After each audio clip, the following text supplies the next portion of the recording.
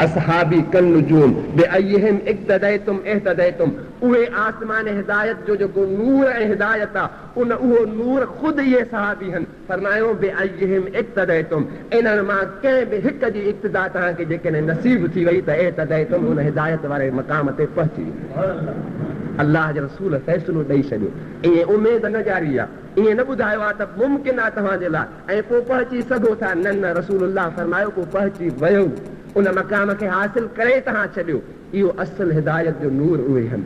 ख़ुदा पंहिंजो तारुफ़ नबीअ जे रस्ते करायो ऐं दुनिया खे पंहिंजे सुञाण जे लाइ इहो हिकु वसीलो ॾिनो आहे ऐं पंहिंजे नबीअ जे सुञाण जे लाइ ऐं ईमान जे हुसूल जो जेकॾहिं को नूर अल्लाह करार ॾिनो आहे त पंहिंजे नबीअ जे हम नशीननि खे करार ॾिनो, सोबत याफ़्ता सहाबा ऐं ग़ुलामनि खे करार ॾिनो आहे। ऐं उन्हनि जो अमल अल्लाह ताला दुनिया वारनि खे ॾाढो खोले बयानु कयो त हुननि जो अमल एॾो बेलोस आहे, एॾी बुलंदीअ ते रसियल आहे, एॾे आला मक़ाम ते पहुतल आहे जो उन्हनि ताईं जेकॾहिं तव्हां पहुची वियो त ईअं सम्झो त तव्हां ख़ुदा ताईं पहुची वियो, अल्लाह ताईं पहुची वियो।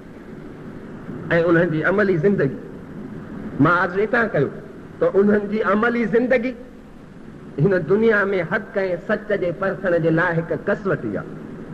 ऐं उहा केॾी वॾी कसवटी आहे, उनजी अज़मत मां हदीस जी रोशनी में तव्हांजे ॾाढो बयानु कई त मुस्तफ़ा फरमायो त उहा मामूली कसवटी न आहे, बल्कि ख़ुदि इहे ईमान ऐं हिदायत जो नूर इहे पाण आहिनि। जॾहिं इन्हनि में फना थींदव त तव्हांखे उहा शइ ख़ुदि ब ख़ुदि हासिल थी, एॾो वॾो एॾी बुलंदी हासिल थियनि। पर मादी लिहाज़ सां, दुनियावी लिहाज़ सां तव्हां उन्हनि जे अमल खे परखियो, उनजी सचाईअ खे ॾिसो, उनजे इंसाफ़ पसंदीअ खे ॾिसो, नबीअ जे अदब एहतराम खे ॾिसो, मुस्तफ़ा सां उन्हनि जी मुहबत जो अंदाज़ो लॻायो त जेकॾहिं हुक्मरानीअ जे तख़्त ऐं ताज ते वेठा आहिनि ऐं नबीअ जी यादि का अचे थी त हुननि खां तख़्त विसरी थो वञे, हुननि खां दौलत विसरी थी वञे, हुननि खां उहो पंहिंजी बुलंदी यादि उन्हनि खां लही थी वञे, हुननि जी सॼी दुनिया जी फ़तहमंदी हू सभु भुलाए था वेहनि। उहा नबीअ जी जुदाई ऐं उहा यादि हुन सभिनी शयुनि जे मथां ग़ालिब थी अचे। फारूक आज़म रज़ी अल्लाह ताला अन्हु जॾहिं बैतुल मक़दिस खे फ़तह कयो, अबू उबैदा रज़ी अल्लाह ताला अन्हु, त फ़तह खां पोइ उन्हनि शख़्सनि चयो त असां सुलह करणु चाहियूं था, मफ़्तू आहियूं, पर किले जूं कुंजूं हवाले कंदासीं अमीर मोमिनीन खे। छो सम्झनि पिया त अॻियनि नबीअनि जो काबू आहे, मुक़दस शहर आहे, हिन जे गलीअ गलीअ में नबीअ जो क़बरूं आहिनि। इन अज़मत जे लाइक़ ही शहर आहे त उन अज़ीम नबीअ जे अज़ीम ग़ुलाम पंहिंजे वक़्त छा पर सॼी दुनिया जे बेमिसल आदिल हुक्मरान जे हथ में कुंजूं ॾिनी। हिन शहर जी अज़मत वधी वेंदी, हिन शहर खे हिकु मज़ीद एज़ाज़ मिली वेंदो। ईसाई हा, यहूदी हा, दुश्मन हा, जंग हली ही, ईमान कोन आंदो हो, पर मुसलमाननि सहाबिन जे अमल खे, इख़लास खे, उन्हनि जी बेलोसीअ खे ऐं फारूक आज़म उमर रज़ी अल्लाह ताला अन्हु जी अज़मत खे हुननि इन दर्जे ताईं क़बूल कयो हो, मञियो हो जो हू ख़ुदि इक़रार कनि पिया त शहर हिननि जे हवाले कंदासीं त शहर जी का तोहीन नाहे बल्कि शहर जी इज़त आहे। पर अञा बि जेकॾहिं अॻिते वधी हिन शहर जूं, हिन किले जूं, हिन पाकीज़ा हिन ज़मीन जूं कुंजूं जेकॾहिं उन अज़ीम इंसान जे हवाले कयूं था जो उन खां बाद वरी दुनिया अहिड़ो माण्हू शायदि मथां ॾिसे, इन जूं कुंजूं उन जे हथ में ॾियूं त हिन तारीख़ जे हिन वर्कनि ते हिकु मज़ीद एज़ाज़ हिन मुक़दस शहर खे हासिल थींदो। उन्हनि इन करे इहो मुतालबो कयो हो। फारूक आज़म उन बैतुल मक़दस खे फ़तह करे एज़ाज़ हासिल कयो, पर कुंजूं वठी इन ख़ुदि शहर खे बि एज़ाज़ अता कई। हा, दुनिया वारा किन ॿियनि जायुनि ते पहुची ऐं एज़ाज़ हासिल कंदा आहिनि, हे उहे अज़ीम इंसान हा जो पंहिंजे क़दम तां इन मुक़दस खे मुक़दस तरीन बनाए छॾियो, उन जे क़ुदसियत में इज़ाफ़ो कयूं, वधाए छॾियो। इन खां वधीक पाकीज़ इंसान ॿियो कहिड़ो थी सघे थो जो जंहिं जाइ ते उन जा क़दम पहुचनि त पाक खां वधीक पाक थी वञे, उन जे पाकीअ में इज़ाफ़ो थी वञे। दुनिया जंहिं जाइ ते पहुचंदी आहे त उते गंदगी वधंदी आहे, पर ही जंहिं जाइ ते पहुता उते ईमान ऐं रहमत इलाही वधी, उते फैज़ वधियो, उते इल्म वधियो, रहमत इलाही वधी, उते पाकीज़गी वधी, शाइस्तगी वधी। फारूक आज़म रज़ी अल्लाह ताला अन्हु बैतुल मक़दिस आयो, उन्हनि जी हिन महीने जी पहिरीं तारीख़ इहो रोशन सिज हिन ज़मीन में दफ़न थी वियो। मूंखे असल उन जी ज़िंदगीअ ते ॻाल्हाइणो हो, पर मां इब्तिदान चाहियां पियो त ही सहाबी या फारूक आज़म इन आला बुलंदीअ ते पहुतो आहे त फ़क़ति मुस्तफ़ा जे हम नशीनीअ जे सदके में पहुतो आहे। त अवल उन हम नशीनीअ जी इज़त ऐं अज़मत खे वाज़े करणु खपे। उन खां पोइ उन जे जिन इहो हिसो हितां हासिल कयो आहे पोइ उन्हनि जी ॻाल्हि खे अॻिते वधाइणो खपे। फारूक आज़म रज़ी अल्लाह ताला अन्हु बैतुल मक़दिस रवानो थियो। छा दुनिया जा हुकुमरान ईअं रवाना थींदा? अधु दुनिया ते बादशाह हुआ, पूरी दुनिया जा बादशाह हुन खां कंबनि था, नालो ॿुधी ड्रिजनि था। जानवर इंसान न ठहियो, जानवर बि हुनजे हुकूमत में कंहिंसां बेइंसाफ़ी नथा करे सघनि। बग़ैर कंहिं बकरीअ खे नथो करे सघे। इहो इन जे करे, इन जो सबबु दुनियावी ताक़त न हुई, इन जो सबबु रहमत इलाही जो सायो हो। हीअ ख़ुदा जा थी विया हुआ। हिननि पाण अल्लाह जे हवाले कयो हो। अल्लाह पंहिंजी सभई कुदरतूं इन्हनि जे हवाले कयो। न त बग़ैर जंग में बकरीअ खे हथ न लाहे उहो बादशाह इहो को कानून नाफ़िज़ करे न करे सघंदो। न अॼु साइंस ई कुझु करे सघे थी, पर जेकॾहिं इन्हनि कयो, इन्हनि न कयो, बल्कि अल्लाह कयो ऐं अल्लाह पंहिंजी कुदरत इन्हनि जे हथां ॾेखारे दुनिया वारनि खे ॿुधायो त जेकॾहिं इज़त आज़मत ऐं मुंहिंजी ताक़त चाहियो था ऐं मुंहिंजी मदद चाहियो था त इन्हनि वांगुरु हलो त मुंहिंजी मदद कुवत तव्हां सां शामिल हाल। दुनिया तव्हांजे आॾो झुकंदी, तव्हां ख़ुदा जे आॾो झुको। इस्लाम में अल्लाह जो नज़रियो ॾिनो हो त इंसानो जेकॾहिं तव्हां मुंहिंजे नबीअ जी पैरवीअ में इत्तिबाए सुन्नत में अॻिते वधी मुंहिंजे आॾो झुकंदव ऐं दिलो जान सां झुकंदव त हीअ सॼी दुनिया तव्हांजे आॾो झुकंदी। इहो अल्लाह दावा या दावा कई हुई। इन दावा जो अमली सबूत मुस्तफ़ा पंहिंजे ग़ुलामनि सां ॾिनो। फारूक आज़म जे ज़माने में सॼी दुनिया मुस्लमाननि जे आॾो झुकी ऐं मुस्लमान कंहिंजे आॾो न झुकिया सवाइ ख़ुदा जे। ऐं अल्लाह दुनिया वारनि खे ॿुधायो त ॿिया नज़रिया, ॿिया फ़िक्र, ॿियो सोचूं, ॿिया दीन फ़क़ति लफ़ाज़ीअ ते महदूद हूंदा आहिनि। मां पंहिंजी सचाईअ खे उन्हनि पैरोकारनि जे वास्ते ऐं वसीले सां जिन पैरोकारीअ जो हक़ अदा कयो आहे उन्हनि जे सचाईअ सां मां उहो तव्हांखे सबूत अमलनि ॾियां थो। उहो दुनिया जे हिन दीद सां, हिन मादी निगाह सां ॾिसी ख़ुदि सघो था ऐं फ़ैसिलो पंहिंजे ज़मीर ऐं अकुल खां वठी सघो था। फारूक आज़म रज़ी अल्लाह ताला अन्हु जी ज़िंदगी इस्लाम जे इन नज़रिये जो अमली सचो सबूत आहे। एॾो वॾो बादशाह हुआ, मुस्तफ़ा जो ख़लीफ़ो आहे, रूहानी कुवत आहे, मादी कुवत आहे, दुनियावी कुवत आहे त दीनी बि कुवत आहे, हर शइ हासिल आहे। लेकिन इन जे बावजूद उन्हनि जो हक़ ऐं इंसाफ़ ॾिसो। बैतुल मक़दिस रवानो थियो, सॼी दुनिया में तहलको मची वियो त फारूक आज़म मरकज़ खे मदीने खे छॾे ख़ुदि बैतुल मक़दिस रवानो थियो आहे। रस्तनि तां, दगनि तां, ॻोठनि तां माण्हू मेले सवे पंध करे उन अज़ीम इंसान जी ज़ियारत करण, उन दग खे ॾिसण आया, ओॾे कदम वधायूं। पर फारूक आज़म जिन जी एॾी इज़त हुई, एॾो दबदबो ऐं रोब हो, ऐं अॼु दुनिया जा माण्हू चवंदा असां कुझु पैसो हुजे, ठठ ठांगर हुजे, दौलत हुजे, मौजूदा माहौल सोसाइटी वांगुरु पाण खे हलायूं त कुझु हली था सघूं। दुनिया में पंहिंजी इज़त ॻोल्हींदा आहियूं, दुनिया जे आम सोसाइटीअ में पंहिंजी इज़त ॻोल्हींदा आहियूं, माण्हुनि जी नकाली करे, दुश्मननि जी पैरवी करे ऐं असां इज़त हासिल करणु चाहींदा आहियूं। लेकिन फारूक आज़म ॿुधायो त इहे दुश्मन इज़त न ॾींदव। दुनिया इज़त खसींदी आहे, ॾींदी न आहे। इज़त अल्लाह ॾींदो आहे, अल्लाह ई अता कंदो आहे। दुनिया जे ठठ ठांगर में, ज़ेबो ज़ीनत में, दुनिया जे सूह में कुझु बि नाहे रखियो न का इन में का हक़ीक़त आहे। इहो फ़रेब आहे, धोखो आहे। इन धोखे खे वाज़े करण लाइ पाण अमलनि हिकु सबूत पेश कयो। मदीने खां रवाना थिया, न घोड़े ते हा, न फौज ही, न दस्ता हा, न अॻियां बॉडीगार्ड हा, कुझु बि कोन हो। अकेले सिर हो, अकेलो पाण हो, हिकु ग़ुलाम हो, साथी हो, दोस्त हो, बज़ाहिर ग़ुलाम हो, पर उन ग़ुलाम सां बि इंसाफ़ वारो रवैयो त ॾिसो। कॾहिं पाण सुवार आहे त कॾहिं ग़ुलाम सुवार आहे। अॻिते हलिया, फलां खनि पंधु कयूं, मेल पंधु कयूं या जेको कुझु पंधु कयूं, उहो अंदाज़ो लॻायूं त घणा मेल पंधु कयो आहे। उठ तां लही बीठा, नमाज़ पढ़ियूं, वांदा थिया, अॻिते हलिया। ग़ुलाम खे चयो उठ ते चढ़, हाणे महार या मुंहिंजे कुल्हे ते। हुन अर्ज़ु कयो कि भला इन खां वधीक ॿी तोहीन कहिड़ी आहे? ग़ुलाम थी मां उठ ते चढ़ां ऐं तव्हां हिन अमीरुल मोमिनीन थी, ॿियो त मुंहिंजा आका बि हुजो, हिन सॼी इंसानियत जा अॻुवान बि हुजो ऐं उहो महार उठ जी तव्हां जे हथ में हुजे। पाण फरमायो त न न, हे सभु दुनिया जा धोखा आहिनि। मां अल्लाह जो बानू आहियां, इहा हिकु हक़ीक़त आहे ऐं इहा बि हक़ीक़त आहे त तूं बि उन हिकु ख़ुदा जो ई बानू आहे। असां इन बानाइप में, इन अबदियत ऐं बंदगीअ में हिकु जहिड़ा आहियूं। जॾहिं हिकु जहिड़ा आहियूं त हक़ बि हिकु जहिड़ा आहिनि। मां चढ़ियो आहियां जेतिरो पंधु, एतिरो पंधु तोखे बि चढ़ो। ग़ुलाम सुवार हो, पंहिंजे ज़माने जो सभ खां वॾो हाकिम, उठ जी वाग वठी अॻिते हले पियो। दुनिया चवंदी हा त पैसे जे लाइ, बादशाहीअ जे लाइ हुननि सभु कुझु कयो हो। अड़े जेके बादशाहीअ लाइ कंदा आहिनि उहे ॿियनि ते ज़ुल्म कंदा आहिनि, ख़ुदि ऐश जी ज़िंदगी गुज़ारींदा आहिनि। ऐं हिननि तकलीफ़ूं सठियूं ऐं ॿियनि खे ऐश कराया। इहो दुनिया नहीं, इहो दीन हो ऐं मुस्तफ़ा जे अज़मत ऐं दीन जी अज़मत जी छांव हुई हिननि जे मथां। रहमत इलाही जो मुज़ाहिरो हो, इस्लाम जी हक़ानियत जो दलील हो हिननि जो अमल। फारूक आज़म रज़ी अल्लाह ताला अन्हु ईअं ई हलंदो हलंदो हलंदो बैतुल मक़दिस पहुतो। उते वारो गुलाम जो हो, आका खे महार छिकणी हुई, पाण महार छिकियो। गुलाम अर्ज़ कयो कि बिला दुनिया छा सम्झंदी, ही सॼी दुनिया जा माण्हू वॾा वॾा ईसाई आलिम, यहूदी आलिम, दानश्वर, बादशाह, वक़्त जा सफ़ीर सभु गॾु थिया आहिनि ऐं अॼु मुआहिदो तव्हां जंहिं मुआहिदे ते सहियूं कंदो, जंहिं अज़ीम मुक़दस शहर जूं कुंजूं वठंदो, उन शहर में हलो था पिया।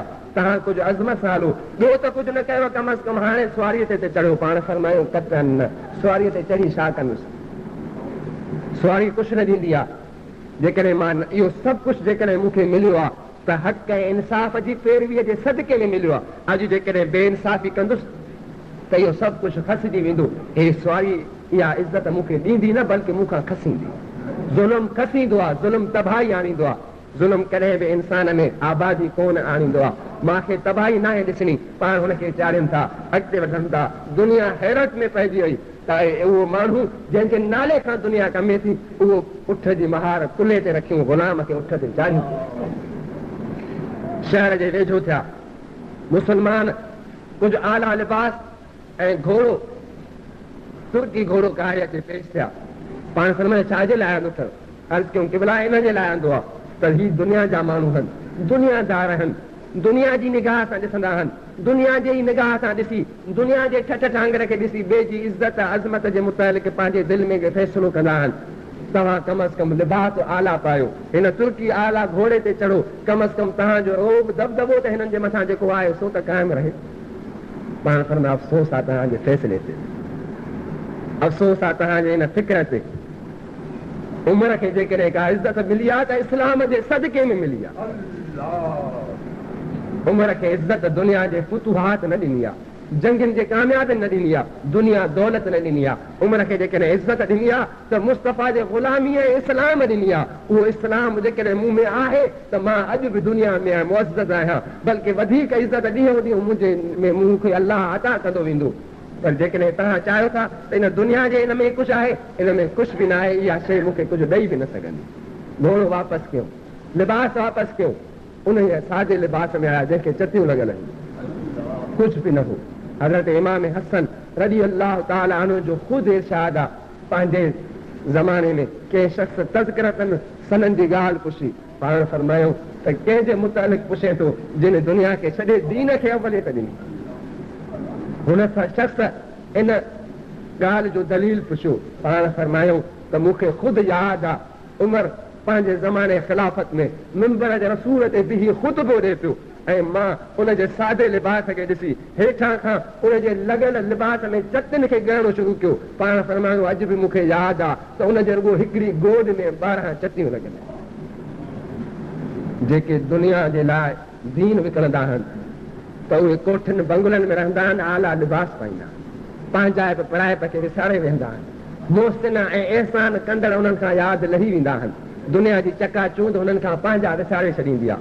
ख़ुदि तजुर्बो आहे, अखियुनि सां उन्हनि माण्हुनि खे ॾिठो आहे जिन इस्लाम खे छॾे ॾिनो, दुनिया खे सभु कुझु सम्झो। मुस्लमान सॾाइनि था, थोरो उहिदे ते पहुता, कंहिं आला कुर्सीअ ते पहुता, दफ़्तर में वेठे जेकॾहिं पीउ मिलणु अचे थो सादे लिबास में, माण्हू पुछंदा त केरु हो? जिन में ॻोठ जो माण्हू हो, कम जे लाइ आयो, जिन खे रुॻो 7 8 ग्रेड जी कुर्सी मिले थी, नौकिरी मिले थी त पीउ खे पीउ नथा चवनि, पंहिंजा मोहसिन विसारे रहनि था। पर हिननि जी अज़मत खे सलाम आहे जिन पंहिंजे मोहसिननि खे हिकु घड़ीअ लाइ बि न सारियो, हिकु घड़ीअ जे लाइ बि हुननि जे दिलनि मां पंहिंजे अज़ीम मोहसिन आका मोहम्मद अरबीअ जी यादि हिकु लम्हे जे लाइ बि न निकिती। हर लम्हे ते दलील ॾियनि पिया त आका जी ज़िंदगी सादी ही, मां त ग़ुलाम आहियां, मां कीअं थो ठठ ठांगर कयां। घोड़ा वापसि कयूं, सभु कुझु वापसि कयूं, बैतुल मक़दिस में पहुता, कुंजूं वरितऊं, मुआहिदे ते सही कयूं। सॼे शहर जे दिलनि में ॾहका पइजी वियो। ऐं अहिड़ा माण्हू जेकॾहिं दुनिया में हूंदा त का ताक़त हिननि खां, हिननि जूं राहूं हिननि रोके न सघंदी, हिननि जूं वागूं मोड़े न सघंदी, हिननि खे, हिननि जे कामयाबियुनि खे हिननि खां खसे न सघंदी। सॼी दुनिया खे मञणो पियो फारूक आज़म। असल मूंखे ॻाल्हि इहा कहणी हुई त फारूक आज़म रज़ी अल्लाह ताला अन्हु पंहिंजे मोहसिन खे न विसारियो, पंहिंजे उन अहसान कंदड़ जी यादि ऐं मुहबत खे दिलनि मां घटायो कोन, पर जॾहिं उहा यादि ईंदी हुई त इहे तख़्त ताज, इहो ज़ाहिरी रोब दबदबो, इहे सभई दुनिया जूं ॻाल्हियूं विसरी वेंदियूं हुयूं, पोइ पइजी वेंदियूं हुयूं। उन महबूब जी यादि हर शइ जे मथां ग़ालिब अची वेंदी। अॼु तो असांखे माण्हुनि जे आॾो मुस्तफ़ा जी सुन्नत जे मुआफ़िक़ ज़िंदगी गुज़ारणु ॾुखी थी लॻे। माण्हुनि खां ॾिजो था, सो बि उन्हनि खां जेके मुस्लमान आहिनि, सच जे मथां अमल तूं असां नथा करे सघूं, माण्हुनि जे आॾो पंहिंजो नज़रियो पेश नथा करे सघूं, पंहिंजी सही ॻाल्हि नथा पेश कयूं। जेकॾहिं को करे थो त उनखे बि झलियूं था। असांजो ईमान त इहो आहे, असां इन हद ताईं कमज़ोर थी विया आहियूं। पर हुननि जी यादि खे ॾिसो, हज़रत फारूक आज़म रज़ी अल्लाह ताला अन्हु बैतुल मक़दिस फतह कयो, मस्जिद अक़सा पहुता। उहा मस्जिद अक़सा जितां मुस्तफ़ा जो मेराज आसमाननि खां शुरू थियो हो। बैतुल्लाह खां मस्जिद अक़सा आया, अंबिया जी इमामत फरमाए हितां आसमान ते रवाना थिया। फारूक आज़म रज़ी अल्लाह ताला अन्हु जॾहिं इन मस्जिद अक़सा में आयो,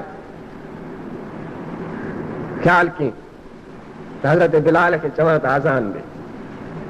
हज़रत बिलाल रज़ी अल्लाह ताला अन्हु खे अर्ज़ कयईं, हालांकि ख़लीफ़ा हुकुम ॾेई सघनि पिया, पर अर्ज़ कयईं हुनजे शान, हुनजे दीनी मक़ाम खे सुञाणे पियो त मुस्तफ़ा वटि हिन जी केॾी इज़त हुई। हू हर शइ खे उन जी निगाह सां, उन जे पैमाने ते पिया मापनि। इन जे करे पाण हज़रत बिलाल खे अर्ज़ कयईं त तव्हां जेकॾहिं अॼु हिन मुक़दस जाइ ते अज़ान ॾियो त दिलि जी हिकु हसरत पूरी थी पवंदी।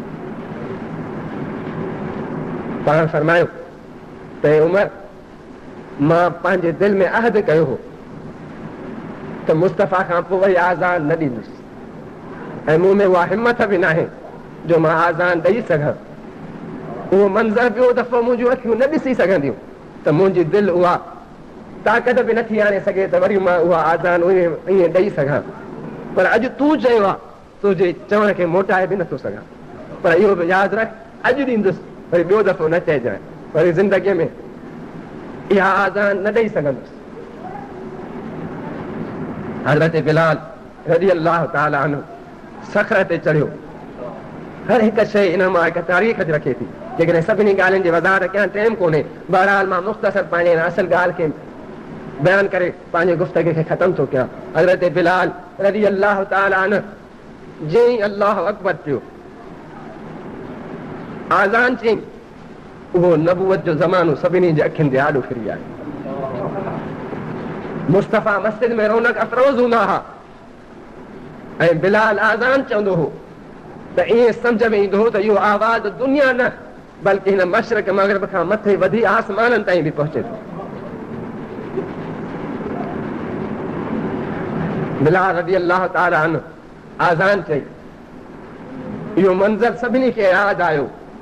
पंहिंजे आका जी यादि दिलनि ते छाइजी वई, पोयूं यादियूं ज़िंदा थी वयूं। को काथे पियो रोए, को काथे पियो रोए। वक़्त जो अमीर हो, फातिह बणिजी हिकु दुनिया जे सभ खां मुक़दस शहर जी, हरमैन खां पोइ मुक़दस शहर जूं चाबियूं वठणु आयो हो। बैतुल मक़दिस फतह न कयो हुई, बल्कि ईसाईयत ऐं यहूदियत खे फतह कयो हुई। हिकु खिते जी रुगो फतह न हुई, बल्कि हिकु मज़हब जी बि फतह हुई। एॾी अज़ीम फतह खे हासिल करण जे बावजूदि उन पंहिंजे आका जी यादि खे जॾहिं आई, मनसब यादि न रहियो, दुनियादारी यादि न रही, इहो यादि न रहियो त चौधारी दुश्मन आहिनि, कुझु पंहिंजो बचाव बि कयूं, को असलो बि साण रखूं, न, हर शइ विसरी वई, पंहिंजी जान जो तहफ़ुज़ विसरी वियो, हर शइ यादि लही वई। मुस्तफ़ा जी यादि हर शइ जे मथां ग़ालिब अची वई। रोंदे रोंदे फारूक आज़म बेहोश थी। ऐं जेके पंहिंजे आका जी रुगो यादि खे, उन वक़्त जे कंहिं मंज़र खे यादि करे दुश्मननि जे विच में बि रोई रोई बेहोश थी किरी था पवनि, जेकॾहिं इहे सचा न आहिनि त पोइ दुनिया में को सचो ई कोन्हे। अल्लाह ताला उन्हनि जे आॾो फ़ैसिलो उन्हनि जे मुतालिक़ ॾिनो, मां उहो बयानु कयो। रसूलुल्लाह फ़ैसिलो ॾिनो, मां उहो बि बयानु कयो, ऐं उन्हनि जी सचाई ऐं मुहबत जो दलील तारीख़ मां ॾिनो। तव्हांजे मथां हाणे फ़ैसिलो आहे त इहे सचा हा या न हा। जेकॾहिं इहे सचा आहिनि, जेकॾहिं इहे सचा न आहिनि, दुनिया में सच रहंदो ई न हुयो। ऐं जेकॾहिं अॼु सच आहे, हक़ आहे, दीन आहे ऐं दीन जी अज़मत आहे, त इन्हनि जे सदके में आहे। हाँ दीन इहो फ़ैसिलो ॾिए थो, अल्लाह इहो फ़ैसिलो ॾिए थो, रसूल इहो फ़ैसिलो ॾिए थो, दुनिया जी तारीख़ इहो फ़ैसिलो ॾिए थी। ऐं जेकॾहिं असां बि मोमिन थियणु चाहियूं था, इस्लाम खे पंहिंजे दिलि में रखणु चाहियूं था, हक़ीक़त ऐं पहचणु चाहियूं था, रब खे राज़ी करणु चाहियूं था, त अल्लाह जे रसूल ॾसियो आहे त सहाबा जे ग़ुलामीअ में हलो, इन्हनि जे दज़ मिटीअ जी खाक क़दमनि जी खाक खे अखियुनि जी रोशनी बनायो, इन्हनि जी पोइ लॻी ऐं नक्शे क़दम खे दिलि जी दीद बनायो, मशअल राह इन्हनि खे बनायो त ख़ुदा जो वसल मिलंदव, न त भटकंदा रहंदव, कॾहिं बि हक़ खे रसी न सघंदव। अॼु बि उहो ई फ़ैसिलो आहे, दुनिया जा फ़ैसिला बदिलजंदा, अल्लाह ऐं उनजे रसूल जो फ़ैसिलो न बदिलणो आहे, न बदिलजी सघंदो। दुनिया मिटिजी वेंदी, बदिलजी वेंदी, रसूल जो हिकु लफ़्ज़ बि न मिटिजंदो, न बदिलजंदो। उहो फ़ैसिलो जे उन वक़्तु मिंबर रसूल ते वेही मस्जिद में बयानु कयो हो ऐं रब उते फ़ैसिलो ॾिनो हो, उहो फ़ैसिलो अॼु बि काफ़ी आहे। अॼु बि तारीख़ हुनजी ताईद करे थी, अॼु बि असांखे इहा दावत ॾिए थी त जेकॾहिं हक़ ऐं सच हासिल करणु चाहियो था, दुनिया में इज़त सां रहणु चाहियो था, त सहाबा जे नक्शे क़दम ते हली पंहिंजे नबीअ जी उहे ई ग़ुलामी कयो ऐं इन सां ई सभु कुझु हासिल करे सघंदो। अल्लाह साईं मुंहिंजो चवणु क़बूल फरमाए, तव्हांजो ॿुधणु क़बूल फरमाए, इन्हनि अज़ीम इंसाननि जे सदके में इन्हनि जी पैरवी नसीब फरमाए। वमा अलैना इल्लल बलाग। बलवल उला बिकमालिही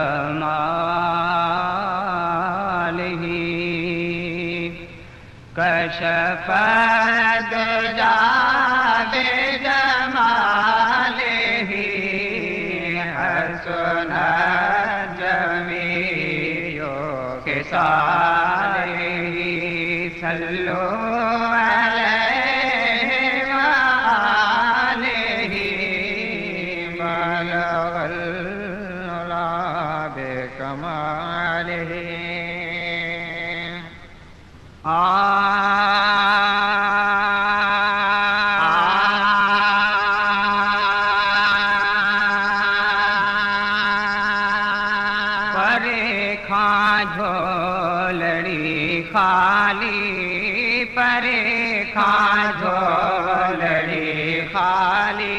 खणी पे नार आयो अमाजे आस्ताने ते, अमाजे आस्ताने ते उम्मीद नवार आयो परे खां झोलड़ी खाली, परे खां झोलड़ी खाली खणी पे नार आयो अमाजे आस्ताने ते छॾी निंढड़ा बचा आया निज़ारे वास्ते लिख तो, छॾे निंढड़ा बचा आया निज़ारे वास्ते लिख तो, बुख्यो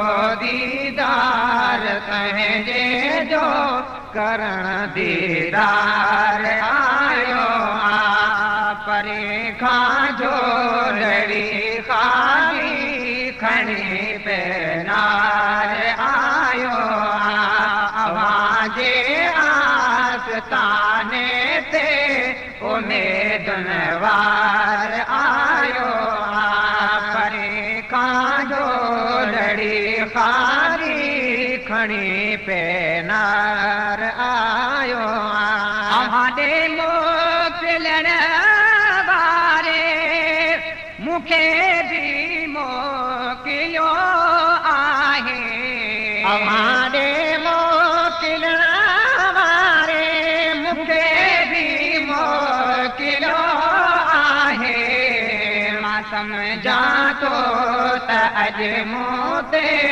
ख़ुदा खे प्यार आयो मां सम्झां थो त अॼु मूं ते ख़ुदा खे प्यार आयो परे खां झोलड़ी खाली खणी पे नार आयो अवाजे आस्ताने ते उम्मीदुन वार आयो अवाजे आस्ताने ते उम्मीदुन वार आयो खजाने खैर वारे मुखे खैरात ॾे ख़ुशि कर खजाने खैर वारे मुखे खैरात ॾे ख़ुशि कर दफ़ो पहिरियों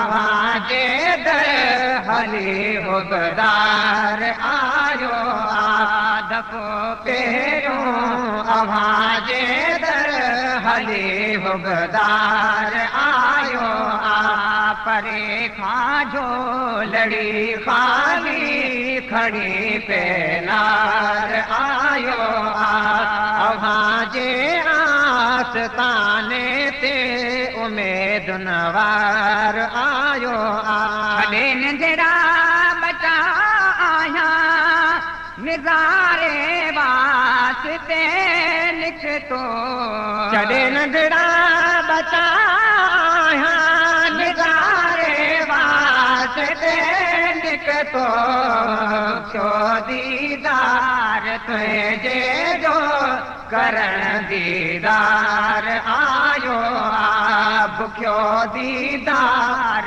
तुंहिंजे जो करण दीदार आयो अव्हांजे आस्ताने ते उमेद नवार आयो परे खां झोलड़ी खाली खणी पेनार आयो हज़ारे मण गुनाहन जा मरिया जे साईं मथे ते थई हज़ारे मण गुनाहन जा मरिया जे साईं मथे ते थई हज़ारे मण गुनाहन जा मरिया जे साईं मथे ते थई बुरायूं बशराइण से बुरो बदकार आयो बुरायूं बशराइण से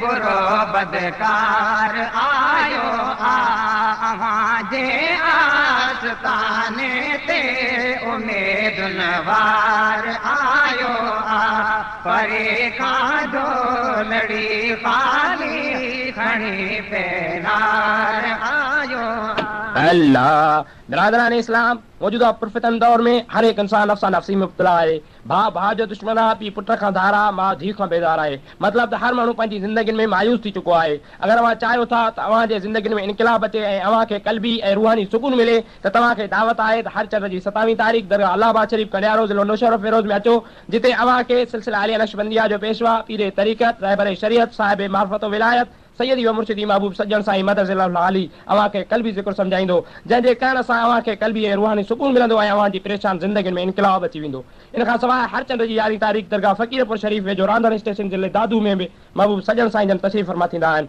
ऐं क़ल्बी ज़िक्र जी महिरबानी फरमाईंदा आहिनि संदन जे निगरानी में नौजवान शागिर्दनि जी दीनी तरबियत लाइ रूहानी तुलबा जमात ऐं तमामु मकतब फ़िक्र जे माण्हुनि जी तरबियत लाइ जमात इस्लाम